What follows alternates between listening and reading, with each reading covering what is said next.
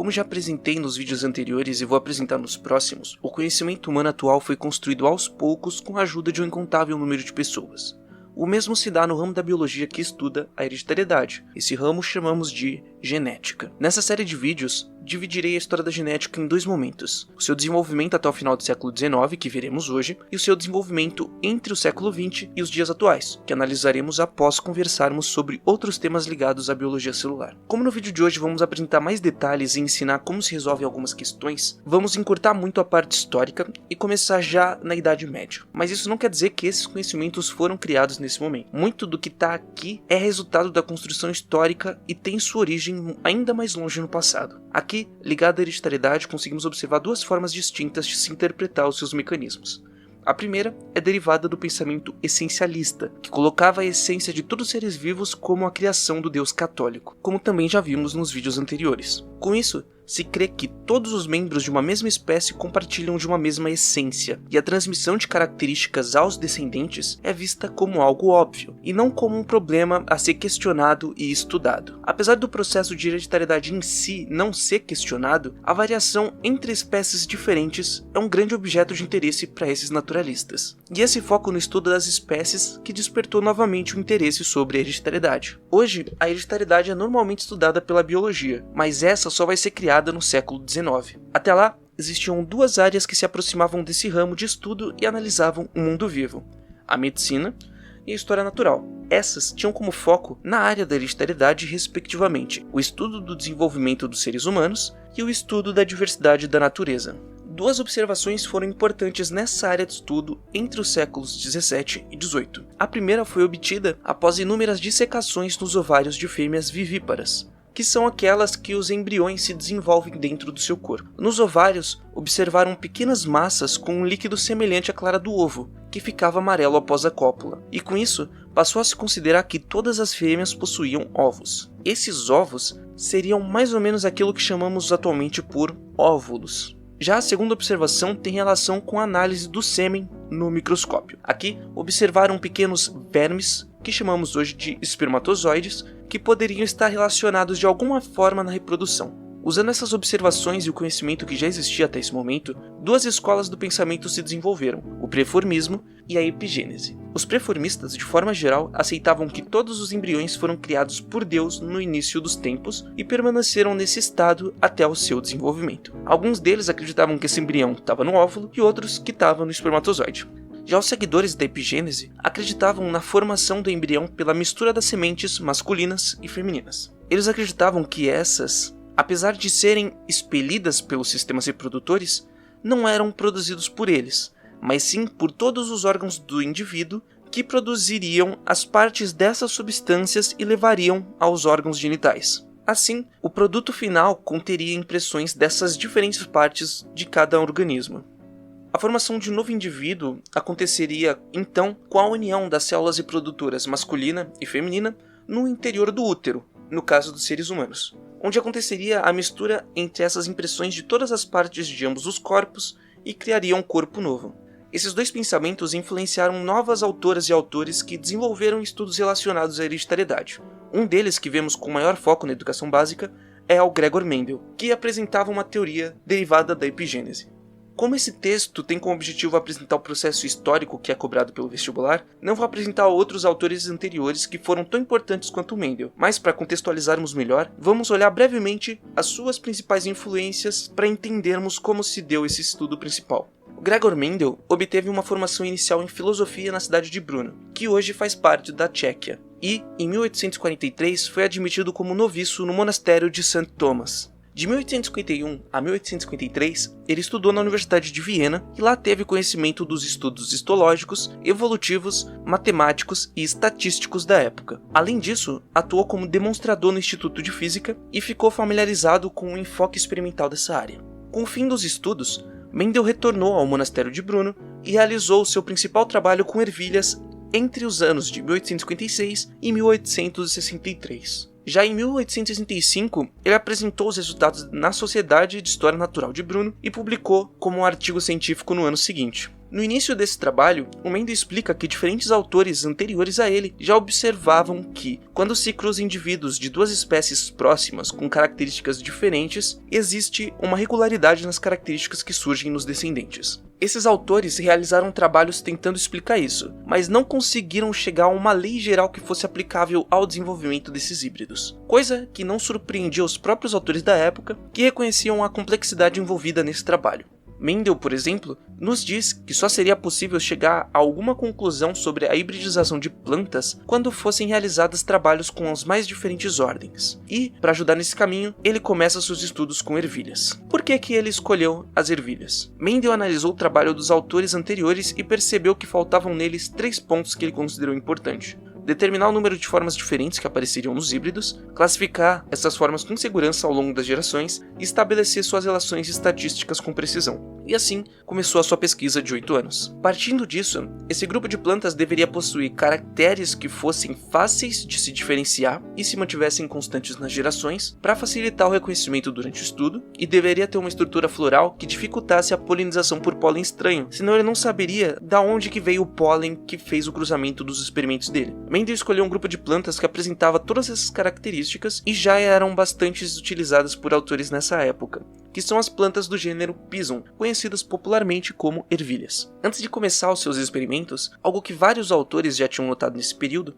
é que, em alguns casos, quando se cruzava duas plantas em que cada uma tivesse uma característica diferente em uma determinada estrutura, uma dessas características acabava aparecendo nos descendentes híbridos e a outra não aparecia. O que isso quer dizer?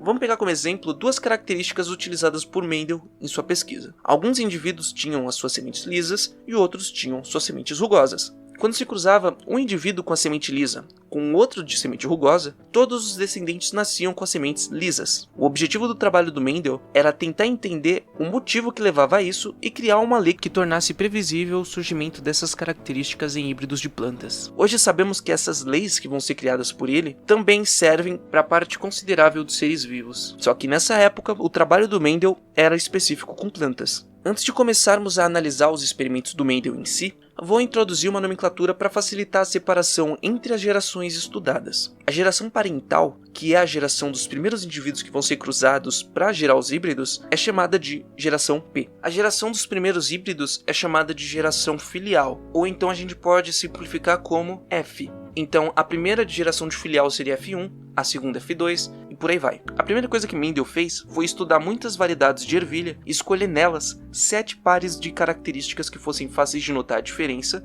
sendo eles: semente lisa e rugosa, a cor do endosperma amarelo ou verde, o tegumento branco ou cinza, as vagens lisas ou rugosas, as vagens não maduras verdes ou amarelas, a posição das flores axiais ou apicais, e por último, o comprimento do caule sendo longo ou baixo. O primeiro passo do seu trabalho foi separar diferentes indivíduos para cada uma dessas 14 características, realizar o cruzamento entre os pares e anotar os resultados exatos de como essas características apareceriam nos descendentes. Na geração F1, todos os híbridos de cada um dos 7 pares apresentaram apenas um dos caracteres. Retomando o exemplo citado anteriormente, no cruzamento dos indivíduos de semente lisa com indivíduos de semente rugosa, nascem indivíduos só com as sementes lisas. Essas características que se destacaram nessa geração passam a ser chamadas por Mendel de dominantes, e os que não aparecem nessa geração foram chamados de recessivos. A partir de agora, para encurtar a explicação dos experimentos, vamos acompanhar apenas os resultados ligados com as características da forma da semente, já que ele obteve resultados muito próximos com os outros pares. Daqui em diante, Mendel vai fazer a autofecundação de cada indivíduo híbrido. Na primeira geração de descendentes dos híbridos, a F2, aquelas características que desapareceram na geração anterior voltam a aparecer. Mendel calcula a proporção média dessa geração e percebe que existem para cada 3 indivíduos com a característica dominante, um com a característica recessiva. Mendel fez a autofecundação desses novos híbridos, criando assim a geração F3. Aqui acontece algo diferente entre os indivíduos que nasceram da autofecundação dos indivíduos recessivos para os que nasceram da autofecundação dos indivíduos dominantes. 100% daqueles indivíduos que nasceram com a característica recessiva mantiveram ela na geração F3. Os indivíduos da geração F3 que apareceram da autofecundação de indivíduos dominantes apresentaram um comportamento diferente. 2/3 desses ainda produziram uma descendência com a proporção de dominantes e recessivos em 3:1, enquanto 1/3 manteve constante a característica dominante. Mendel pega toda essa geração F3 usando como base as características presentes na geração F2, que os deu origem, e analisa sua proporção. 2/4 deles nasceram de indivíduos dominantes e apresentaram a mesma proporção de 3:1 que os primeiros híbridos possuíam. 1/4 são descendentes dos recessivos da geração anterior e mantiveram a característica recessiva. O outro 1/4 nasceram de indivíduos dominantes e mantiveram a característica dominante. Mendel então vai chegar na proporção 2:1:1. Analisando esses resultados, Mendel chega na sua primeira conclusão de que os híbridos da geração F1 formaram células reprodutoras que continham uma ou a outra característica. Quando acontece a fecundação entre dois indivíduos híbridos, ele pode receber tanto a característica dominante quanto a característica recessiva. Nessa nova geração que surge, metade desenvolve novamente a forma híbrida, já que recebe uma característica recessiva e uma dominante, enquanto 1/4 recebe duas características dominantes e o outro 1/4 recebe duas características recessivas. Para entendermos melhor, podemos pegar a nomenclatura utilizada por Mendel e modificada com o passar do tempo por outras pessoas. Atualmente usamos o A maiúsculo para representar a característica dominante e o A minúsculo para representar a característica recessiva. Os indivíduos que Mendel usou na geração P eram puros para cada uma das características. Pegando essa representação, podemos mostrar os indivíduos puros para a característica dominante como A maiúsculo, e os indivíduos puros para a característica recessiva como A minúsculo e A minúsculo. Quando acontece a fecundação, cada um desses indivíduos vai transmitir apenas uma dessas cópias de características para o novo indivíduo. Nesse caso, o indivíduo puro dominante daria uma de suas cópias da característica dominante e o indivíduo puro recessivo daria uma de suas cópias da característica recessiva. Com isso, 100% dos indivíduos que nascessem desse cruzamento apresentariam uma característica dominante e uma característica recessiva, que podemos representar como um indivíduo A maiúsculo, A minúsculo. Autoras e autores que vieram depois de Mendel pegaram essa explicação e a simplificaram para facilitar a divulgação dessas ideias e criaram o conceito de primeira lei de Mendel, que nos diz que cada característica é determinada por um par de fatores que se separam na formação dos gametas, indo apenas um dos fatores do par para cada gameta, que é, portanto, puro. Como falei, essa lei foi criada por pessoas que vieram depois do Mendel. Até aqui, eu não usei a palavra gameta porque o Mendel não usou. Mas hoje em dia usamos gameta como sinônimo para aquilo que Mendel chamava de célula reprodutora. Agora vamos ao segundo experimento. Nele, Mendel tentou analisar o que acontece quando se estuda dois pares de características ao mesmo tempo. Para isso, ele criou um indivíduo híbrido ao mesmo tempo para a textura da semente, como fez antes, e para a cor do seu endosperma, que poderia ser verde ou amarelo. Para produzir o híbrido, pegou indivíduos puros para as características dominantes, que seriam a forma lisa e o endosperma amarelo, e cruzou com um grupo de indivíduos puros com a característica recessiva, sendo essas a textura rugosa e o endosperma verde. Como resultado já esperado, os híbridos tiveram suas sementes lisas com o endosperma amarelo, ou seja, ambas as características dominantes. Para ter certeza se sua hipótese anterior, que vimos naquilo que virou a primeira lei, era válida, Mendel formulou 4 experimentos em que cruzaria esses novos híbridos com indivíduos distintos. Eu não vou colocar todos aqui, mas vamos pegar um dos exemplos para aprendermos algumas nomenclaturas e cálculos que caem no vestibular. Em um desses experimentos, Mendel cruzou os indivíduos híbridos para as duas características com indivíduos puros para as características excessivas. Atualmente utilizamos esse esquema que está aparecendo na tela para representar as possibilidades de cruzamento. Isso é o que chamamos de quadro de Pinet. Você não precisa decorar o nome, mas aprender como ele funciona vai te ajudar muito.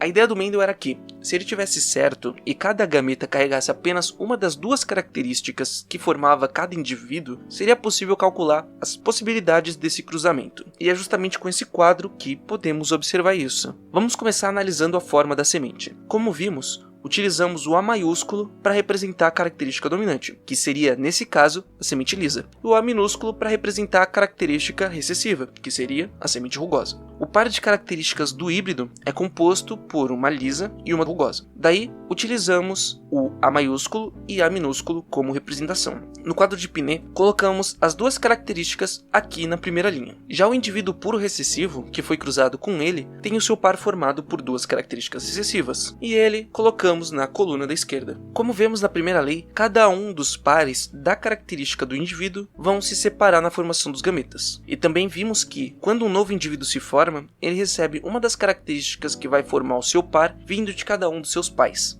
No quadro representamos isso ao colocar em cada uma das linhas em branco as duas características que estão tanto na sua esquerda que veio de um de seus pais, quanto acima, que veio do outro. Nesse exemplo, conseguimos observar que, das 4 possibilidades, só 2 apresentaram as características dominantes. Isso quer dizer que, de todos os descendentes possíveis, só metade vai apresentar a característica dominante, nesse exemplo sendo a forma da semente lisa. Já a outra metade vai apresentar a característica recessiva, sendo essa a semente rugosa, já que ela só aparece quando ambas as características do par são recessivas. Nas questões do vestibular, ou em alguns textos, você pode encontrar alguns nomes específicos para falar sobre essas duas situações. Quando o indivíduo possui o par de características formadas por iguais, é normal encontrarmos a palavra homozigoto para falar disso. Já quando encontramos um par formado por 2 características diferentes entre si, elas são chamadas de heterozigoto. Também podemos utilizar esse quadro para apresentarmos a proporção matemática. Como vimos, esse quadro representa 4 possibilidades. Isso quer dizer que cada uma das possibilidades tem 1/4 ou 25% de chance de acontecer. Como vimos, o resultado foi que 2 das 4 possibilidades são que os indivíduos nasçam com a característica dominante, ou seja, a semente lisa. Podemos representar isso tanto como 2/4 de chance de acontecer, ou 1/2 na forma simplificada, como também podemos falar que temos 50% de chance de acontecer. Como a outra característica também é recessiva, o quadro segue a mesma lógica. Temos 50% de chance de nascer indivíduos com as características dominantes, o que seria, nesse caso, o endosperma amarelo, e 50% de chance de nascer indivíduos com a característica recessiva, que seria o endosperma verde. E como que podemos calcular agora as duas características ao mesmo tempo?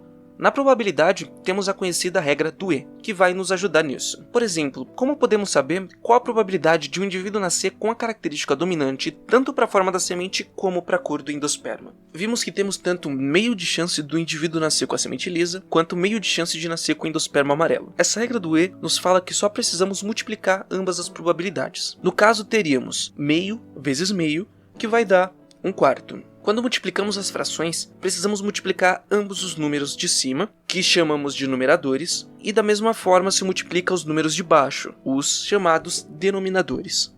Um exercício interessante que você pode fazer agora é responder, nesse caso que eu apresentei, qual a probabilidade de nascerem indivíduos com a semente lisa e o endosperma verde? Voltando para o Mendel, antes dele fazer esse experimento, cruzando o indivíduo heterozigoto para ambas as características com o indivíduo homozigoto recessivo para ambas as características, Mendel seguiu essa lógica e nos seus cálculos obteve como resultado um número igual entre ervilhas lisas e verdes, rugosas e amarelas e rugosas e verdes. Ao realizar o cruzamento, ele obteve como resultados 31 sementes lisas e amarelas, 26 lisas e verdes, 27 rugosas e amarelas e 26 rugosas e verdes, o que nos mostra que se aproximou muito do esperado. Com isso, ele conseguiu confirmar tanto a sua afirmação anterior, que deu origem à primeira lei de Mendel, como confirmou a sua suspeita de que cada par dessas características seriam independentes uns dos outros. Essa nova afirmação deu origem à sua segunda lei. Na formação dos gametas, o par de fatores responsáveis por uma característica separa-se independentemente de outro par de fatores responsáveis por outra característica. E esse é o resumo do trabalho do Mendel. No vídeo sobre a evolução, vimos que existe uma representação gráfica da ligação evolutiva entre diferentes grupos. Agora vamos ver a representação gráfica que apresenta o aparecimento de certas características no histórico familiar, que chamamos de heredograma. Como vemos na imagem, cada símbolo apresenta um determinado significado. Quadrado representa indivíduos do sexo masculino, círculos do sexo feminino e os losangos indivíduos de sexo indefinido. Quando temos uma linha horizontal ligando dois indivíduos, temos a indicação de que são um casal. Quando uma linha vertical sai dessa linha horizontal, temos a indicação de que novos indivíduos nasceram desse casal. E quando um dos símbolos está preenchido, significa que aquele indivíduo tem a característica que está sendo estudada naquele heredograma. Cada heredograma representa uma determinada característica estudada, e ela pode ser tanto dominante como recessiva. E existem algumas dicas para identificar quando se trata de uma característica dominante ou recessiva. Quando temos dois indivíduos sem a característica gerando descendentes com ela, podemos concluir que ela é recessiva, pois, se fosse dominante, um dos pais deveria ter a característica, como podemos ver nessa imagem. Já quando temos dois indivíduos com a característica que geram um descendente sem ela, sabemos que a característica é dominante, pois, se fosse recessiva, todos os descendentes nasceriam obrigatoriamente com a característica, já que todos os gametas de ambos, os progenitores, seriam recessivos. E por hoje é só. Vou deixar no comentário fixado um link para o site do Cursinho Livre da Norte, onde vocês vão encontrar essa aula em texto e uma lista de exercícios para download. Até o próximo vídeo.